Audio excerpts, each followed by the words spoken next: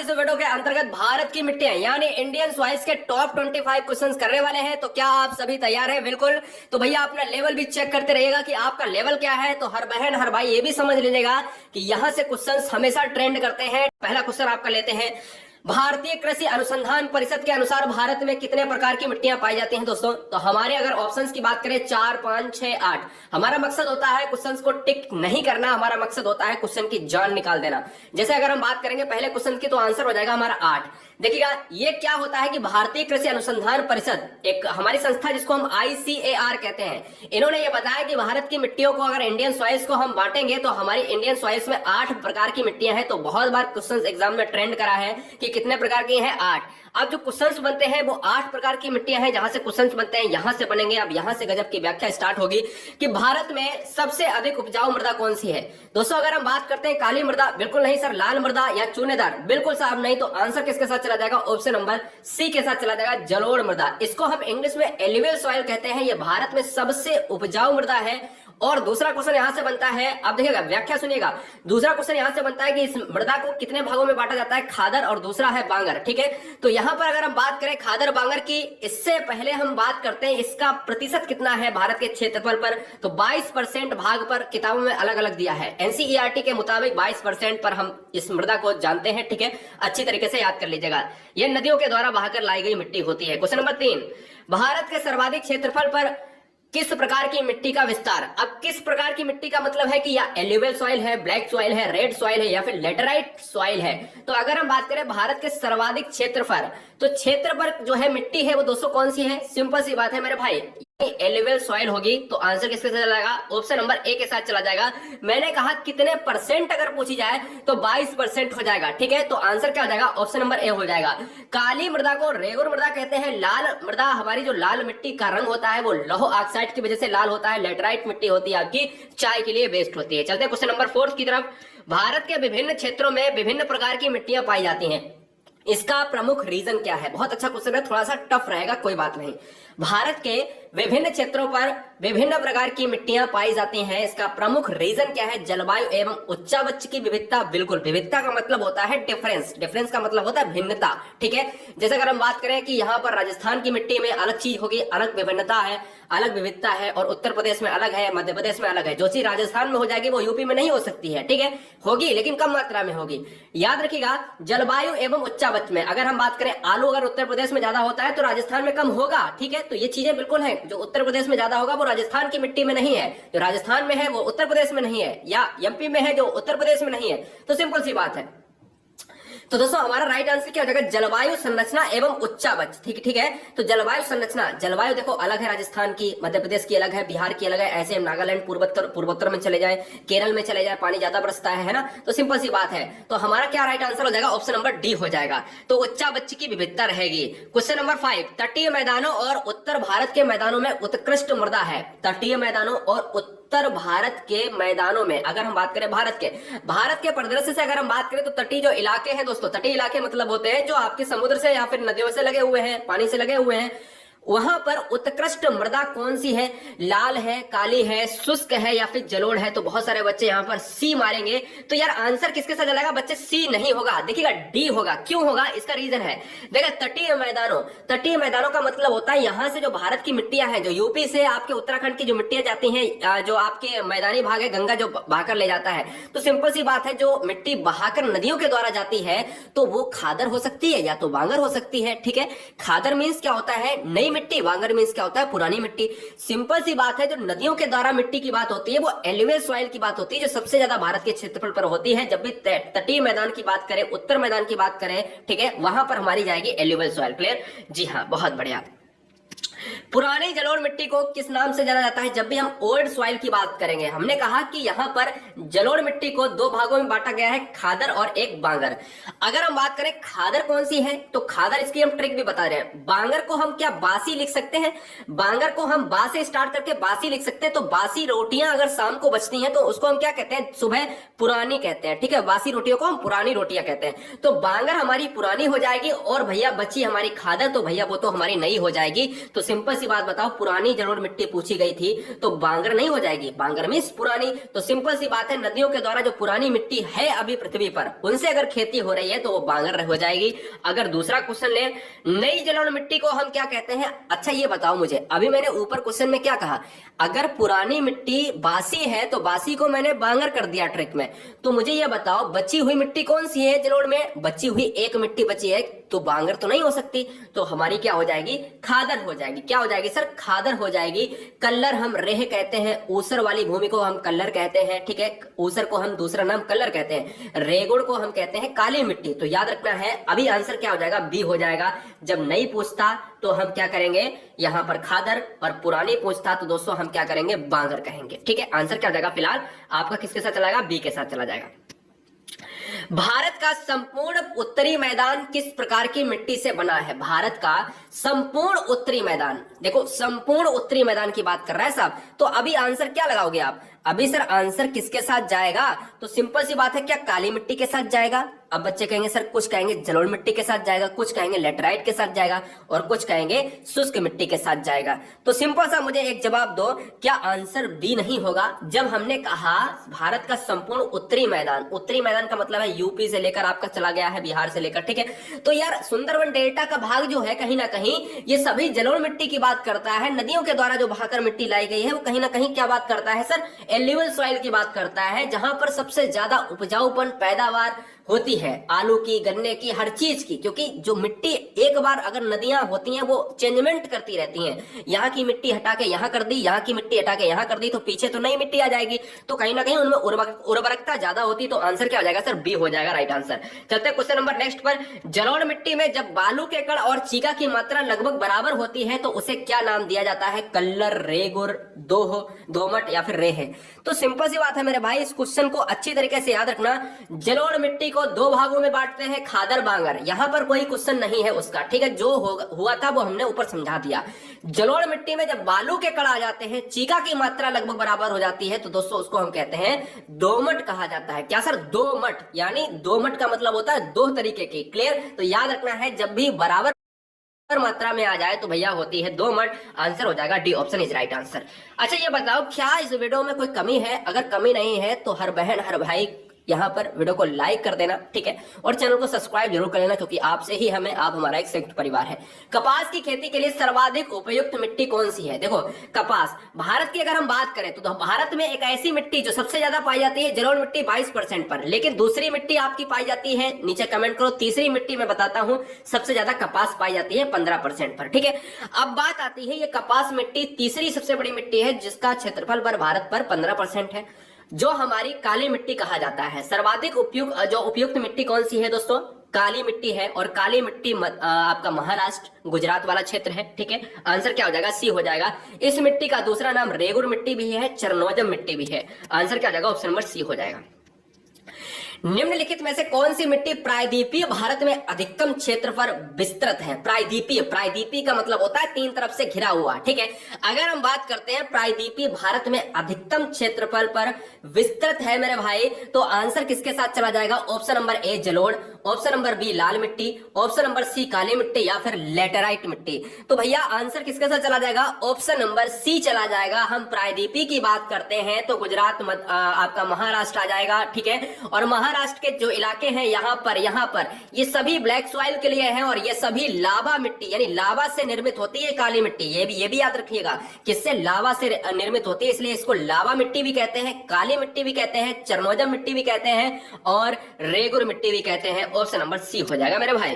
काली मिट्टी का विस्तार पाया जाता है मेरे भाई, जब भी हम भारत की बात करते हैं तो काली मिट्टी का जो विस्तार पाया जाएगा वो कहीं ना कहीं आपका गुजरात वाला पार्ट बिल्कुल पाया जाएगा, महाराष्ट्र वाला पार्ट बिल्कुल पाया जाएगा, और मध्य प्रदेश तो बिल्कुल लगा हुआ है जिसको भारत का हृदय कहते हैं, तो बगल में थोड़ा बहुत तो अंतर जाएगा ना, थोड़ा बहुत तो असर जाएगा। तो सिंपल सी बात है, इन सभी में पाया जाता है, तो ऑप्शन नंबर डी हो जाएगा इस क्वेश्चन का राइट आंसर। बहुत बढ़िया, बेहतरीन साहब। लावा के प्रभाव से किस मिट्टी का निर्माण होता है? मैंने अभी कहा आपसे, जब पृथ्वी ताप दाब परिवर्तन के अनुसार यानी टेम्परेचर हो जाता है, दाब हो जाता है, बढ़ जाता है, घट जाता है, तो क्या होता है, पृथ्वी का जो पटल है, क्रस्ट है, ये फूट जाती है और यहां से निकलती है भैया आग, जिसको हमने कहा लावा। ठीक है, लावा कहा, और लावा जो निकलकर जो भैया निकलती है नीचे, यहाँ पर मिट्टी आती है, उसको हम देते हैं नाम काली मिट्टी। तो भैया काली मिट्टी का निर्माण हुआ है लावा से, इस मिट्टी को हम कहते हैं कपासी मिट्टी या लावा मिट्टी। तो आंसर क्या हो जाएगा, सी हो जाएगा। निम्नलिखित मिट्टी में से कौन सी रेगुर मिट्टी के नाम से जाना जाता है? अब कहेंगे सर ये तो बार बार बता रहे हैं, मैंने तो बता तो दिया था बार बार, लेकिन क्वेश्चन तो नहीं कराया ना रेगुर मिट्टी का।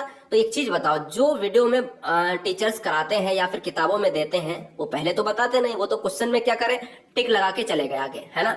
व्याख्या भी तो करनी जरूरी है साहब, मेरे लिए, हमारे लिए व्याख्या करनी जरूरी है। निम्नलिखित में से भैया रेगुर मिट्टी किसको किसको कहते हैं? रेगुर कहे, चाहे चरनोजम कहे, चाहे लावा कहे, चाहे आपकी कपासी कहे, तो भैया मिट्टी का नाम नहीं बदलेगा, काली मिट्टी, जो टिटेनियम मैग्नेटाइट की वजह से इसका काला रंग होता है। चलते हैं क्वेश्चन नंबर नेक्स्ट पर। निम्नलिखित में से कौन सी मिट्टी जैव पदार्थों से भरपूर होती है? जैव पदार्थ, बहुत अच्छा क्वेश्चन है कि जैव पदार्थों से भरपूर होती है, तो भैया आंसर किसके साथ चला जाएगा? काली मिट्टी, जलोढ़ मिट्टी, मखैली मिट्टी या फिर लाल मिट्टी। तो आंसर किसके साथ चला जाएगा? Very nice guys, very nice, बहुत बढ़िया। तो आंसर चला जाएगा ऑप्शन नंबर ए, जैव पदार्थ पूछे तो भी हमारा आंसर काली मिट्टी होएगा। ठीक है, बहुत इंपॉर्टेंट पॉइंट है, नोट कर लेना, ये किताबों में ये वाला क्वेश्चन आपको नहीं मिलेगा, रियलिटी बता रहा हूं, ये क्वेश्चन आपको किताबों में नहीं मिलेगा। Option number A is right answer. Bharat की निम्नलिखित मृदाओं में से कौन सी बैसाल्ट चट्टानों के टूटने फूटने से? बड़ा अच्छा क्वेश्चन है, बैसाल्ट चट्टानों के टूटने फूटने से हुई है। तो दोस्तों जब भी हम बात करते हैं चट्टानों से, हमारी पृथ्वी कहीं ना कहीं क्या बात होती है, हमारी पृथ्वी की अगर बात होती है तो लावा से कुछ चट्टानों का निर्माण होता है, और चट्टानों का निर्माण होता है तो कुछ समय बाद वो टूटती हैं, और टूटती हैं तो दोस्तों हम इसको कहते हैं, क्या कहते हैं सर बताओ, इसको हम क्या कहते हैं? तो इसको दोस्तों सिंपल सी बात कहेंगे, काली मिट्टी कहेंगे। क्या कहेंगे सर? काली मिट्टी कहेंगे, लेकिन चाहे रेगुर मिट्टी कहे दो, ऑप्शन नंबर बी हो जाएगा। यहाँ पर यह ऑप्शन नहीं देना चाहिए था, खैर यहाँ पर ऑप्शन नंबर बी हो जाएगा। ठीक है, चाहे आप डी लगा सकते हैं। किस मिट्टी में कृषि के लिए सिंचाई की आवश्यकता नहीं होती है? बड़ा अच्छा क्वेश्चन पूछा है कि सिंचाई के लिए आवश्यकता, यानी एक तो दिमाग में चीज बनती है आपके, कहीं ना कहीं इसमें नमी तो होती होगी ना, तभी तो सिंचाई नहीं हो रही है। तो कहीं ना कहीं नमी वाली मिट्टी कौन सी है, यानी सिंचाई जिसमें आवश्यकता ही नहीं है। तो भैया आंसर क्या चेंज हो जाएगा? सर आंसर नहीं चेंज हो जाएगा। जब भी आप देखते होंगे कुछ ऐसी मिट्टी होती है, कीचड़ वाली मिट्टी होती है, तो क्या आप उसको ब्लैक सॉइल मान लेते हैं? सर वो मैटर अलग है, लेकिन ये मिट्टी वाकई में काली मिट्टी में सिंचाई की आवश्यकता नहीं होती है, और ये कपासी मिट्टी होती है। ठीक है, आंसर क्या हो जाएगा सर? सी हो जाएगा। क्वेश्चन नंबर नेक्स्ट की बात करेंगे, धान की खेती के लिए सर्वाधिक आदर्श मृदा कौन सी है?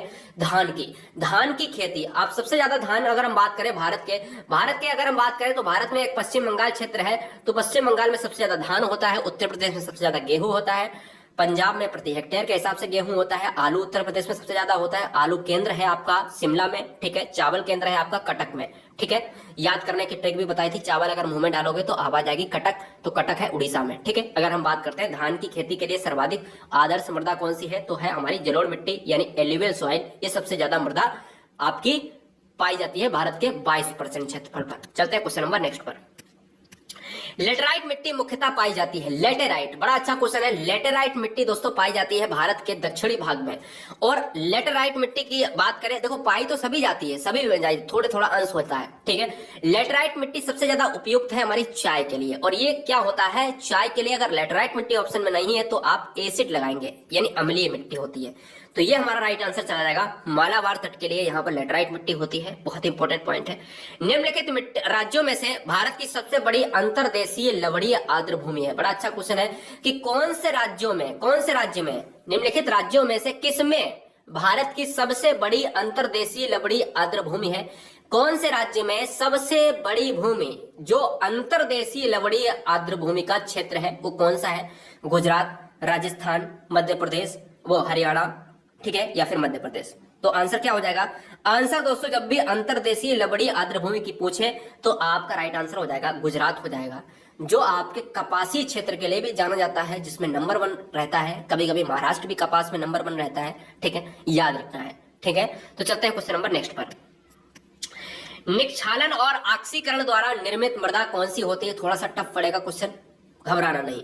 निक्षालन और ऑक्सीकरण द्वारा निर्मित मृदा कौन सी होती है? लाल मिट्टी, पहाड़ी मिट्टी, या फिर काली मिट्टी, मखरेला मिट्टी, या उसको हम लेटराइट मिट्टी कहते हैं। तो सिंपल सी बात है दोस्तों, मखरेल मिट्टी जो है या मखरेला मिट्टी है उसको हम लेटराइट मिट्टी कहते हैं। जैसे रेगुर को हम काली मिट्टी या कपासी मिट्टी कहते हैं ना, तो ये भी आपका यहाँ से भी क्वेश्चन बनेगा। ठीक है, इन मिट्टी का दो नाम होते हैं, लेटराइट का यानी मखरेला मिट्टी या मखरेला मिट्टी कभी कभी ऑप्शंस में आ जाता है।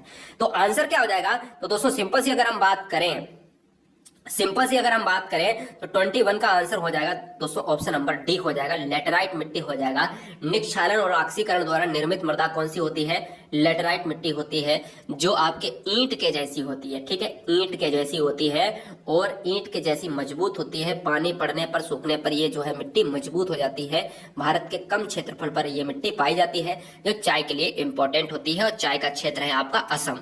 ठीक है, कर्नाटक है आपका कॉफी के लिए। निम्नलिखित में से कौन सी मिट्टी चाय के बागानों में उपयुक्त होती है? मैंने कहा अगर आपकी लेटराइट मिट्टी चाय में ना हो, देखिए चाय की जो खेती होती है वो सीढ़ीदार खेतों में होती है। ठीक है, यहाँ पर पौधे लगते हैं। क्यों लगते हैं? क्योंकि पानी ना डाला जाए, पानी डाला जाए तो तुरंत उसमें रुके ना, जड़ों में अगर चाय के पौधों में रुक गया पानी तो ये क्या हो जाती है? सड़ जाती है। तो भैया चाय कहाँ से हो जाएगी? तो भैया इसलिए की जाती है सीढ़ीदार खेतों में। मिट्टी का कैसी होनी चाहिए? अम्लीय होनी चाहिए। ठीक है, आंसर क्या जाएगा? ऑप्शन नंबर ए हो जाएगा। दोस्तों अगर आप पहली बार इस वीडियो पर आए हैं, चैनल को सब्सक्राइब कर लें, वीडियो को लाइक कर लें। आपके परिवार जितने भी बच्चे हैं, लाखों बच्चे जुड़े हुए हैं, पुराने बच्चों से पूछिएगा, यहाँ से आपका हित होने वाला है। ठीक है, क्योंकि हम बिल्कुल परिवार की तरह पढ़ाते हैं। आपका भाई बिल्कुल आपके शिखर तक ले जाने के लिए थोड़ी सी हम मेहनत करेंगे, आप मेहनत करेंगे, चीजें आसान हो जाएगी। क्वेश्चन नंबर 23, लाल मिट्टी का रंग लाल किसकी उपस्थिति के कारण होता है? देखो टिटेनिफेरस मैग्नेटाइट की बात आए तो काली मिट्टी का रंग होता है, टिटेनिफेरस मैग्नेटाइट की वजह से काला होता है। लेकिन लाल मिट्टी का रंग कैसे होता है लाल? तो लाल मिट्टी का रंग होता है दोस्तों लौह ऑक्साइड। और लौह ऑक्साइड को क्या हम Fe नहीं लिख सकते हैं? क्योंकि लोहा Fe होता है, मनुष्य के रक्त में भी लोहा Fe होता है। ठीक है, तो दोस्तों याद रखिएगा, लाल मिट्टी का रंग होता है फेरिक ऑक्साइड। फेरिक को हम क्या Fe नहीं लिख सकते? बिल्कुल लिख सकते हैं। तो आंसर क्या आ जाएगा? ऑप्शन नंबर सी हो जाएगा। क्वेश्चन नंबर 24, सामान्य फसलें उगाने के लिए उर्वरक भूमि का पीएच मान कितना है? बड़ा अच्छा क्वेश्चन है। सामान्य फसलें उगाने के लिए उर्वरक जो भूमि है उसका पीएच कितना होना चाहिए, यानी मिट्टी का जो पीएच होता है वो कितना होना चाहिए? पीएच की बात आती है पोटेंशियल ऑफ हाइड्रोजन, यानी अगर 7 है तो आपका उदासीन, 7 से अगर कम है तो आपका एसिड रहेगा यानी अम्लीय रहेगा, अगर 7 से ज्यादा है तो आपका क्षारीय रहेगा यानी बेस रहेगा। ठीक है, तो ये 3 क्वेश्चन आपके ऐसे ही बन गए। तो 6 से 7 के बीच में आपका पीएच होना चाहिए आपके मिट्टी की। ठीक है, अच्छा मुझे एक चीज बताओ, लास्ट में हम आपसे क्वेश्चन भी पूछेंगे, मुझे ये बताओ कि मिट्टी के अध्ययन को क्या कहते हैं? मिट्टी के अध्ययन को पैडालॉजी कहते हैं या पैडागोजी कहते हैं? तो पैडालॉजी कहते हैं क्या? जल्दी से बताओ, कंफर्म करके फटाफट। लास्ट क्वेश्चन देख रहे हैं, किस प्रकार की मिट्टी में कार्बनिक पदार्थों की अधिकता होती है? हाँ, पैडालॉजी कहते हैं। ठीक है, पैडागोजी नहीं कर देना, नहीं तो मनोविज्ञान वाला मार दो। ठीक है, किस प्रकार की मिट्टी में कार्बनिक पदार्थों की अधिकता होती है? दोस्तों जब भी हम कार्बनिक पदार्थ की बात करते हैं तो आंसर किसके साथ चला जाएगा? आंसर किसके साथ चला जाएगा? सिंपल सा है क्वेश्चन भैया, बताओ जल्दी से, बताओ जल्दी से फटाफट। तो आंसर ऑप्शन नंबर ए हो जाएगा या बी हो जाएगा या सी हो जाएगा या डी हो जाएगा? तो भैया ऑप्शन नंबर बी हो जाता है, काली मिट्टी जिसको हम ब्लैक सॉइल कहते हैं, या कपासी मिट्टी जिसको हम रेगुर मिट्टी कहते हैं, या फिर लावा मिट्टी, इसको हम भैया चरनोजम मिट्टी भी कहते हैं। बहुत सारे नाम बता दिए आपको इकट्ठा। तो आंसर क्या हो जाएगा? बी हो जाएगा इस क्वेश्चन का राइट आंसर। कार्बनिक पदार्थों की अधिकता होती है इस काली मिट्टी में, जिसका काला रंग क्यों होता है? टिटेनिफेरस मैग्नेटाइट की वजह से। लाल मिट्टी का लाल रंग क्यों होता है? फेरिक ऑक्साइड की वजह से या लौह ऑक्साइड की वजह से। सारी चीजें आपको बताई। लेटेराइट मिट्टी ईंट जैसी होती है। ठीक है, और इस मिट्टी को हम चाय के लिए इंपॉर्टेंट मानते हैं। चाय के लिए इंपॉर्टेंट खेती कैसा होना चाहिए? अम्लीय होना चाहिए, सीढ़ीदार खेती होनी चाहिए। बहुत बढ़िया। तो दोस्तों कैसा रहा ये वीडियो आपके लिए? बेहतरीन रहा। चैनल पर अगर पहली बार है चैनल को सब्सक्राइब कर ले, थोड़ी देर में फिर वीडियो आने वाली है, परेशान बिल्कुल मत होइएगा। मैं सारी हदें पार कर दूंगा पढ़ाने की, बस थोड़ा सा साथ दीजिएगा। दिमाग में चीजों को सेट करना सीखेगा, क्योंकि वीडियो चलते समय आपका कंसंट्रेशन बहुत जरूरी होना चाहिए। ठीक है, जितनी देर पढ़ेंगे आप अपने उतनी देर मन लगाकर पढ़ेंगे। चैनल पर पहली बार है, चैनल को सब्सक्राइब कर लें।